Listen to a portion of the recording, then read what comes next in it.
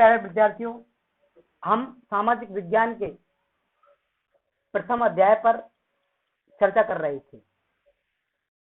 इसी कड़ी में हमने लास्ट क्लास में जो पढ़ा था सीबी महाजन पद तक पढ़ लिया था।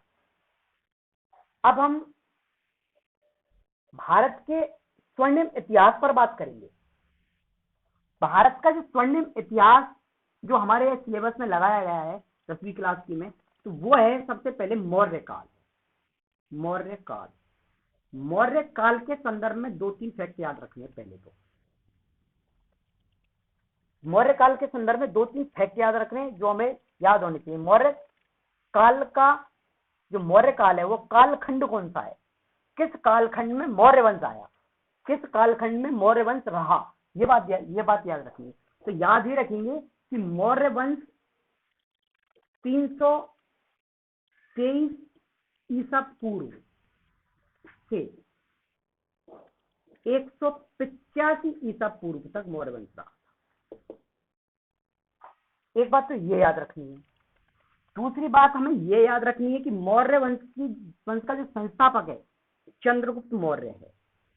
चंद्रगुप्त मौर्य, ये 2 बात हमें याद रखनी है। उसके बाद हम यदि बात करें मौर्य काल पर बात करें, मौर्य काल के अध्ययन में हम चंद्रगुप्त मौर्य के बाद बिंदुसार पढ़ेंगे।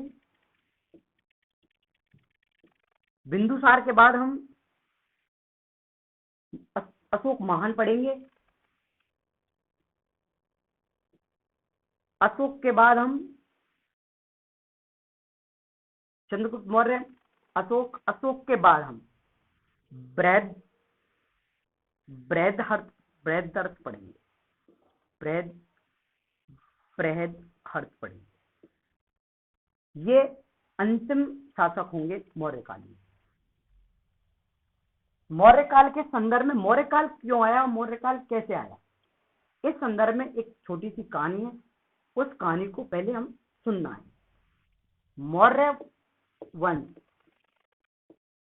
मौर्य वंश जो है यह एक घटना के कारण जन्मा। समकालीन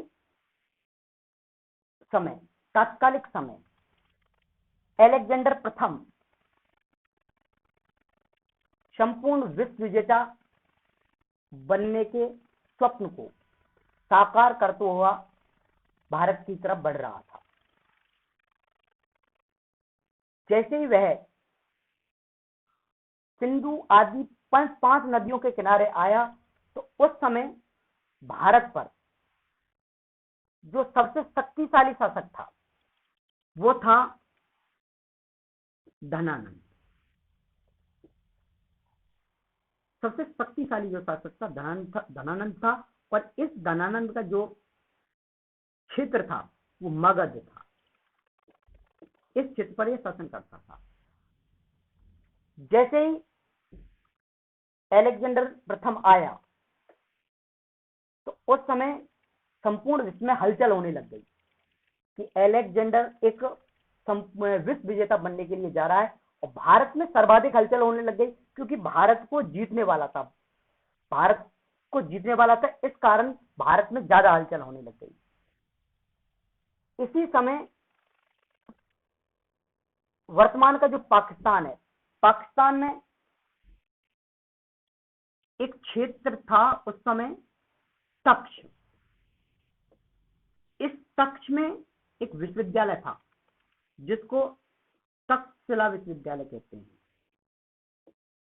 इस तक्षशिला विश्वविद्यालय में एक प्रोफेसर थे जिनका नाम था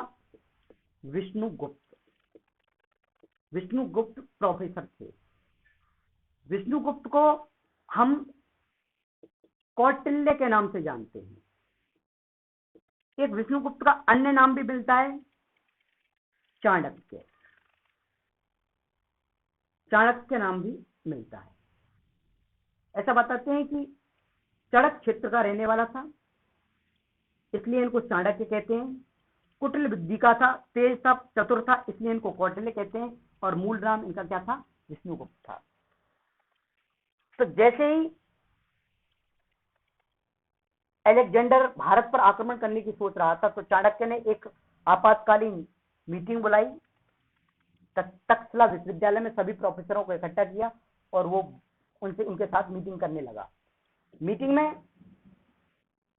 में बातें होने लगी कि भारत को किस प्रकार अलेक्जेंडर प्रथम से भारत को किस प्रकार अलेक्जेंडर प्रथम से बचाया जा सकता है। सभी जितने भी प्रोफेसर थे, सभी प्रोफेसर इस बात से हार मान चुके थे कि अब भारत को कोई भी नहीं बचा सकता, भारत को नहीं बचा सकता। लेकिन जो विष्णुगुप्त था ये हार नहीं मान रहा था, ये कह रहा था कि नहीं, अब भी है कोई ना कोई ऐसी बात, अब भी है ऐसा काम कोई ना कोई है कि भारत को बचाया जा सकता है। तो सभी प्रोफेसर इससे बात करने लगे कि बताओ भाई ऐसी कौन सी बात है जिससे भारत को बचाया जा सकता है, क्योंकि इस समय अलेक्जेंडर जो प्रथम था वह यूनान जैसे महान साम्राज्य को जीत चुका था, ईरान जैसे महान साम्राज्य को जीत चुका था। तो इस कारण भारत के जो अन्य प्रोफेसर थे ये हार मान चुके थे। लेकिन विष्णुगुप्त ने कहा कि यदि हम संपूर्ण भारत को एक कर दें, क्योंकि इस समय मैं लास्ट क्लास में बात की थी, लास्ट क्लास में कि हमारा जो भारत था, यह भारत इस समय 16 महाजनपदों में था। महाजनपद 16 महाजनपद थे इस समय।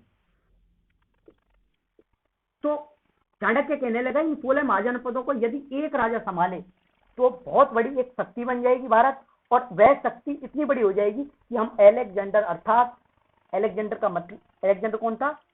सिकंदर महान, सिकंदर को आराम से हराया जा सकता है। जब यह कहानी चल रही थी, इसी समय कौटिल्य की इस बात को सुनकर प्रोफेसर राजी हो गए कि ठीक है भाई ऐसा कर लो, फिर कैसे होगा। इन्होंने कहा कि जो सबसे शक्तिशाली शासक है उस शक्तिशाली शासक के पास जाया जाए और वहां जाकर उसको समझाया जाए। समझाने के बाद, क्योंकि मगध का इस समय सबसे शक्तिशाली शासक था और वो था धनानंद, क्योंकि जो मगध था, हमने लास्ट क्लास में बात की, सामरिक दृष्टि से बहुत महत्वपूर्ण था। सामरिक दृष्टि से महत्वपूर्ण था कि यहां से जितने भी राजमार्ग थे, सभी राजमार्ग मगध प्रदेश से गुजरते थे। यदि यह धनानंद चाहता तो सभी जितने भी राज्य थे, जितने भी राज्य का मतलब है जनपद, जितने भी जनपद थे सभी जनपदों के रास्ते बंद कर देता, तो अपना ये विकास वैसे नहीं करते। तो इसलिए मगध में जाने की सोची विष्णुगुप्त ने। जैसे ही मगध गया, विष्णुगुप्त मगध गया, मगध जाके दरवाजे पहुंचा, द्वारपाल से कहा कि भाई राजा से मिलना है, राजा से आज्ञा लेकर आओ। द्वारपाल अंदर गया तो उस समय ये राजा था, ये विलासी टाइप का था। इस समय राजा ने मिलने से इनकार कर दिया, बोल दिया कि कल मिलेंगे। कल का भी इंतजार किया, कौटिल्य से कल भी नहीं मिला। आखिर में कौटिल्य जबरदस्ती अंदर चले गया। वहां देखते हैं कि राजा कोई मीटिंग तो कर नहीं रहा था, वहां राजा आराम से अपने भोग विलास में लगा हुआ था। धनानंद ने कौटिल्य की बेइज्जती की और इसको राज दरबार से बाहर निकाल दिया। इसी समय कौटिल्य ने एक प्रतिज्ञा ली इसके सामने कि धनानंद तुझे मैं समूल नष्ट कर दूंगा।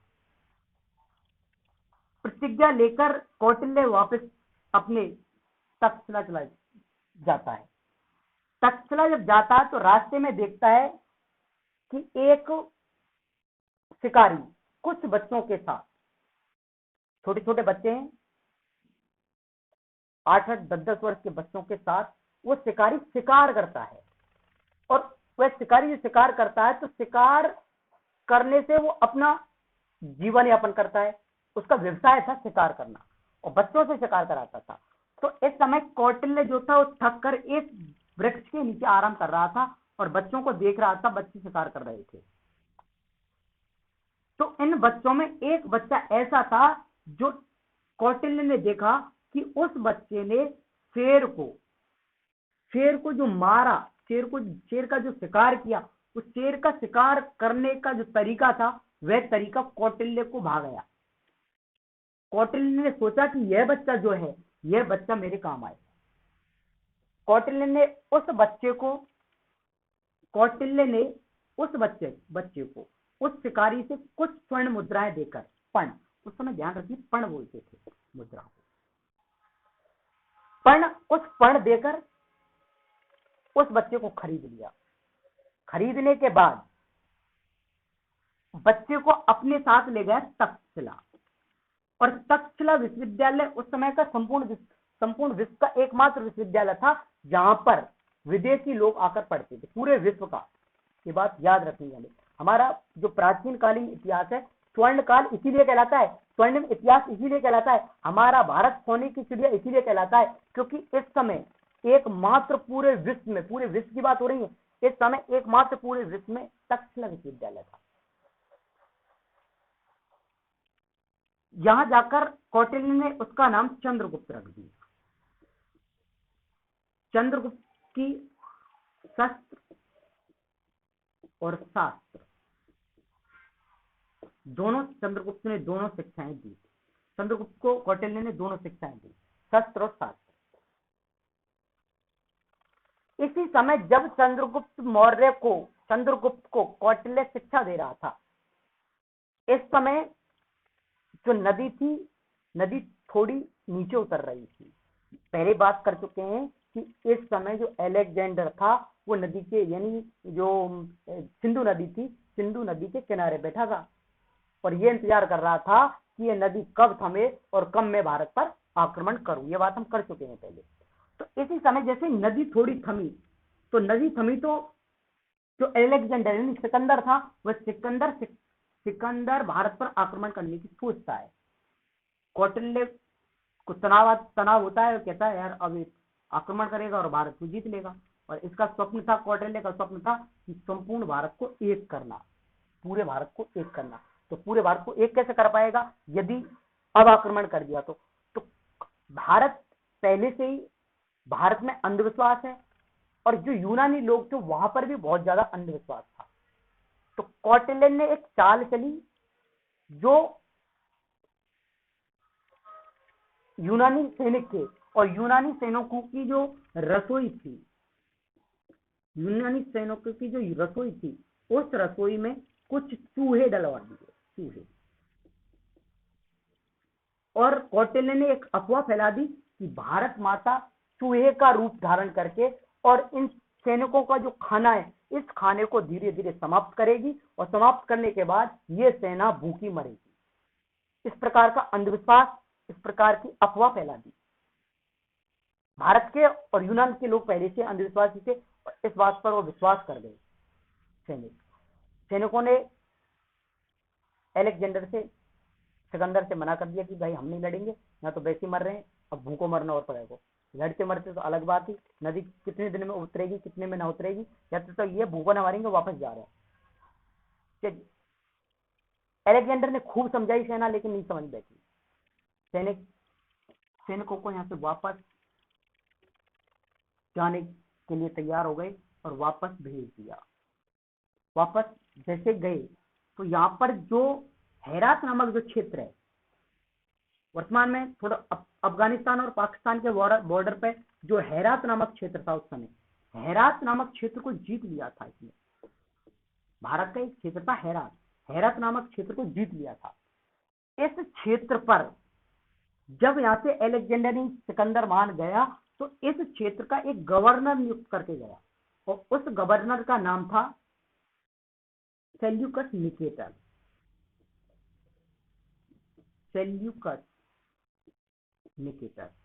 सेल्यूकस निकेटर को यहाँ गवर्नर के रूप में नियुक्त कर गया।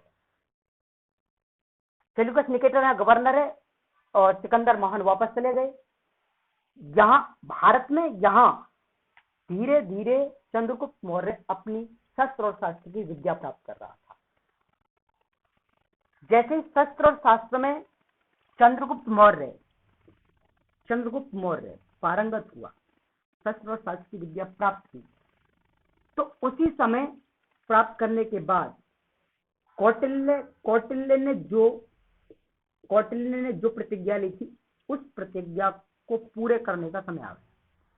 चंद्रगुप्त मौर्य से कहा कि भाई आपको मैंने जो भी शिक्षा और दीक्षा दी है, यह शिक्षा दीक्षा एक प्रतिज्ञा के लिए दी है, और प्रतिज्ञा है कि मुझे घनानंद को समूल नष्ट करना है।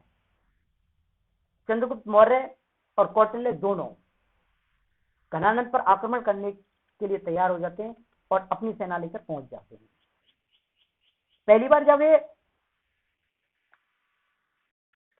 चंद्रगुप्त मौर्य कौटिल्य दोनों मिलकर पहली बार जब धनानंद पर आक्रमण करते हैं, धनानंद पर जब पहली बार आक्रमण करते हैं, तो ये जल्दबाजी में, थोड़ी जल्दी में, ये मगध जो मगध क्षेत्र है, मगध के बीच में आक्रमण कर देते हैं। और जैसे ये बीच में आक्रमण करते हैं तो ये चारों तरफ से गिर जाते हैं और अपनी जान बचाकर मुश्किल से भाग पाते हैं। ये जैसे मगध से भागते हैं तो ये जैसे अपनी जान बचा के भागते हैं दोनों, तो रास्ते में एक बुढ़िया है, और बुढ़िया झोपड़ी में एक बुढ़िया है, और बुढ़िया खाना बना रही है, और ये चुपके से दोनों उस बुढ़िया की झोपड़ी में घुस जाते हैं।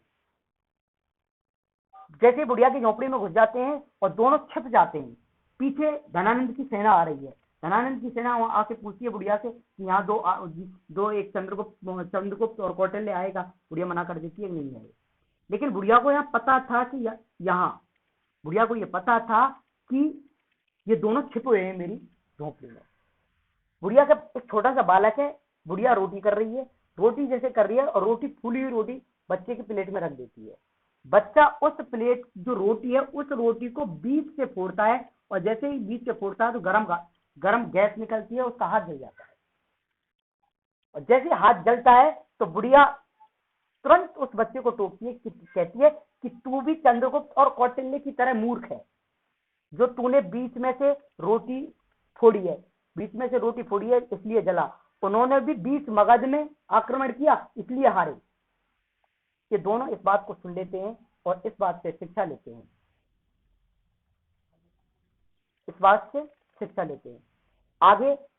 अब आगे की ये तैयारी करते हैं कि दोबारा आक्रमण करना है। फिर ये दोबारा आक्रमण करते हैं, और जैसे ही दोबारा आक्रमण करते हैं तो धनानंद को हरा देते हैं। और इस प्रकार 323 ईसा पूर्व में मौर्य वंश की स्थापना हो जाती है। मौर्य वंश की जैसी स्थापना होती है, मौर्य वंश की स्थापना के बाद चंद्रगुप्त मौर्य संपूर्ण भारत पर एक छत्र शासन करता है। भारतीय इतिहास में प्रथम शासक हैं ये।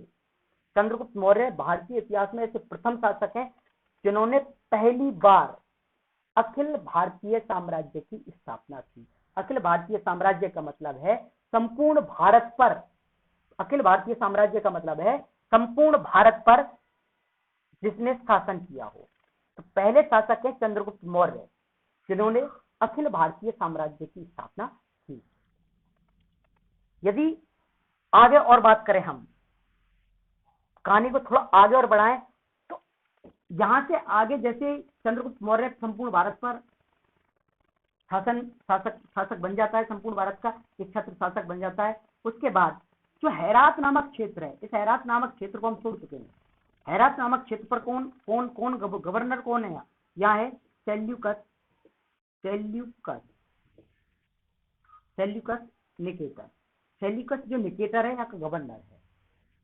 सब बात है 305 ईसा पूर्व की। 305 ईसा पूर्व में चंद्रगुप्त मौर्य जब जैसे संपूर्ण भारत पर एक शासन कर लेता है, तो वो सोचता है कि पूरा भारत हमने जीत लिया, पूरा भारत हमारा एक हो गया। अब एक क्षेत्र रह रहा है हेरात, और हेरात पर सेल्यूकस का शासन है। हेरात को और जीत लिया जाए तो संपूर्ण भारत जो बृहद भारत है या वैध भारत पर एक बार हमारे पास हो जाए। 305 ईसा पूर्व में चंद्रगुप्त मौर्य हेरात पर सेल्यूकस निकेटर पर आक्रमण करता है, और जैसे ही सेल्यूकस निकेटर पर आक्रमण करता है तो इस क्षेत्र को जीत लेता है। सेल्यूकस निकेटर के साथ कुछ संधियां होती हैं, और संधियों के आधार पर सेल्यूकस निकेटर को छोड़ता है चंद्रगुप्त मौर्य। जिसमें एक प्रमुख जो संधि है, वो संधि, प्रमुख संधि ये है कि इसके पास, सेल्यूकस निकेटर के पास एक पुत्री थी, हेलेना। हेलेना था, या इसको कार्नेलिया भी कहते हैं, कार्नेलिया भी इसी का नाम है, कार्नेलिया। सेल्यूकस निकेटर संधि के तहत हेलेना या कार्नेलिया का चंद्रगुप्त मौर्य विवाह कर देता है। ये भारतीय इतिहास में प्रथम अंतरराष्ट्रीय विवाह कहलाता है। इन दोनों का विवाह हो जाता है। इस विवाह की जो संधि हुई थी, इस विवाह के संधि के तौर पर चंद्रगुप्त मौर्य सेल्यूकस निकेटर को 500 हाथी भेंट करता है। 500 हाथी जैसे भेंट करे सेल्यूकस निकेटर को, सेल्यूकस निकेटर हाथी को देगा तो हाथी देख कर डर जाए कि भाई ये क्या है, ये कौन सा जानवर है, ये तो पूरे यूनान को खा जाएगा, ऐसे कोई बात करता है। लेकिन सेल्यूकस चंद्रगुप्त मौर्य बताता है कि ऐसी कोई बात नहीं है, ये युद्ध में बहुत अच्छे काम आते हैं, युद्ध में बहुत अच्छे काम आते हैं। इसलिए चंद्रगुप्त मौर्य ने सेल्यूकस निकेटर को 500 हाथी देकर और इसको यहाँ से विदा कर दिया। ये अपने कहां चले गया, यूनान, वापस यूनान चले गया।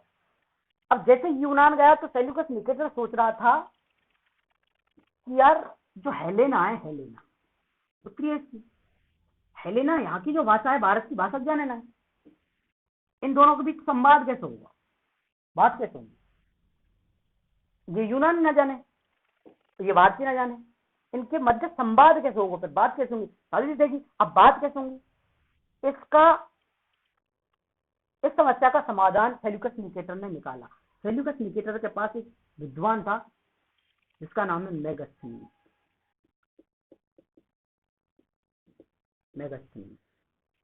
मेगास्थनीज को इस संवाद के विवाद को निपटाने के लिए सेल्यूकस निकेटर ने भारत छोड़ दिया कुछ दिन के लिए, कि कुछ दिन तू भारत रहे, हेलेना को भारतीय सिखा, क्योंकि ये बहुत बड़ा विद्वान था, ये यूनानी भी जानता था और अनेक भाषाएं जानता था।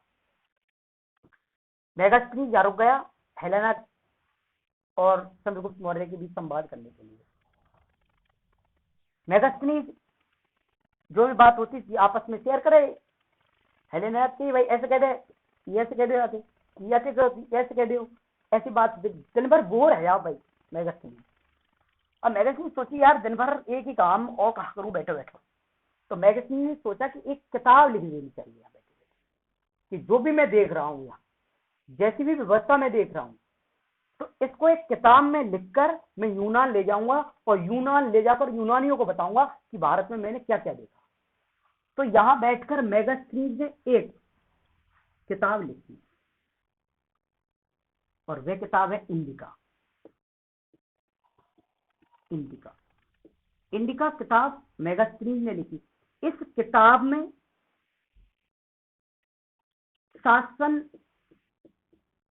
शासन व्यवस्था के साथ साथ जो सैन्य व्यवस्था है, सैन्य व्यवस्था की जानकारी मिलती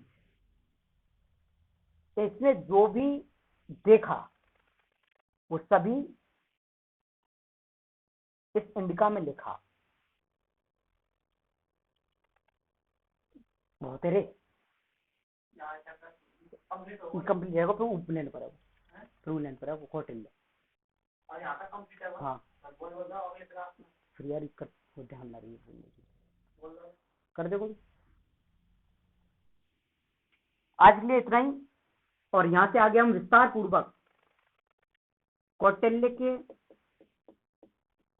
के अर्थशास्त्र,